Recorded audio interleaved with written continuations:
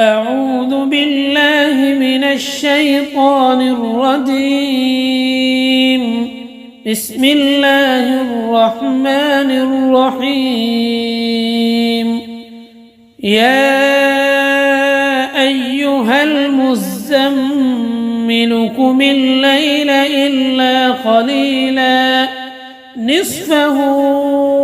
أو انقص منه قليلا أو زد عليه ورتل القرآن ترتيلا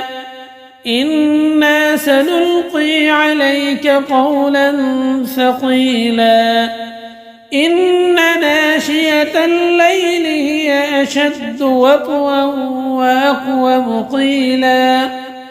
إن لك في النهار سبحا طويلا واذكر اسم ربك وتبتل إليه تبتيلا رب المشرق والمغرب لا إله إلا هو فاتخذه وقيلا واصبر على ما يقولون واهجرهم هجرا جميلا وذرني والمكذبين أولي النعمة ومهلهم قليلا إن لدينا أنكالا وجحيما وطعاما ذا غصة وعذابا أليما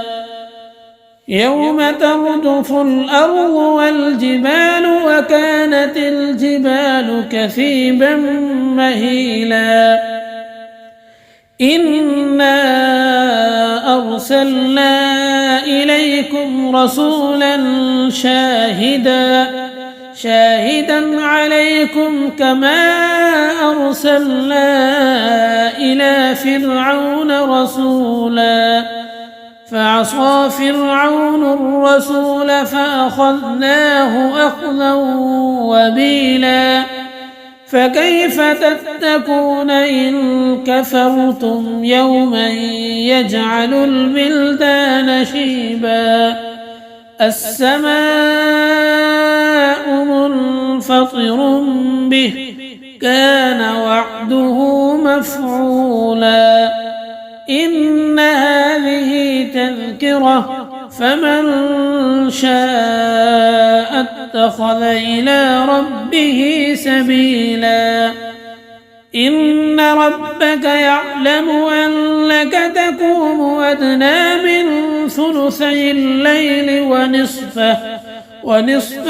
وثلثه وطائفة من الذين معك والله يقدر الليل والنهار علم أن لن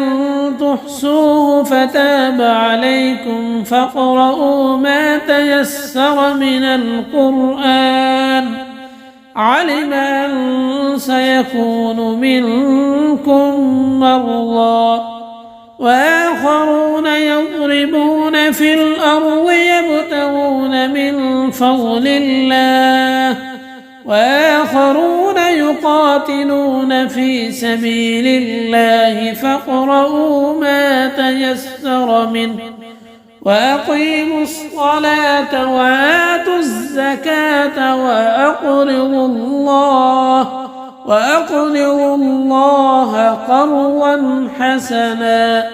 وما تقدموا لأنفسكم